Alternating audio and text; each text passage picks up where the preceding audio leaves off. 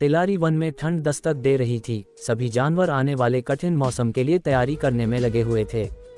एक पेड़ पर रहने वाली चिड़िया भी उनमें से एक थी। हर साल की तरह उसने अपने लिए एक शानदार घोंसला तैयार किया था और अचानक होने वाली बारिश और ठंड से बचने के लिए उसे चारों तरफ से घास फूस से ढक दिया था।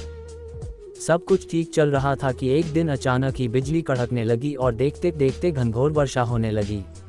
बारिश से ठंड भी बढ़ गई और सभी जानवर अपने अपने घरों की तरफ भागने लगे।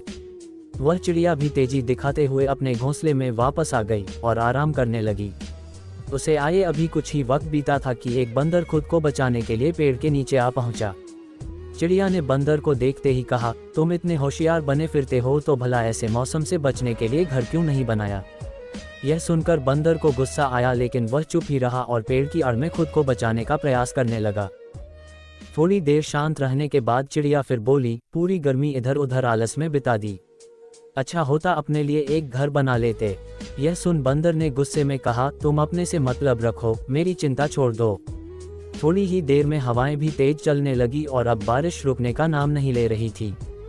बेचारा बंदर ठंड से कांप रहा था और खुद को ढकने की भरसक कोशिश कर रहा था, पर चिड़िया ने तो मानो उसे छेड़ने की कसम खा रखी थी। वह फिर बोली, काश कि तुमने थोड़ी अकल दिखाई होती तो आज यह हालत नहीं होती। कम से कम अब घर बनाना सीख लेना। इतना सुनते ही बंदर गुस्से से तुरंत ही पेड़ पर चढ़ने लगा और बोला, भले मैं घर बनाना नहीं जानता लेकिन मुझे तो ना अच्छे से आता है। और ये कहते हुए उसने चिड़िया का घोंसला तहस नहस कर दिया। अब चिड़िया भी बंदर की तरह बेघर हो चुकी थी और ठंड से कांप रही थी। सीख, हमेशा अपने काम से काम रखो। यदि आप मदद नहीं कर सकते हैं तो उसे बेकार के उपदेश न दें। हेलो दोस्तों, ऐसी ही कहानी सुनने के लिए चैनल को सब्सक्राइब करें। धन्यवाद।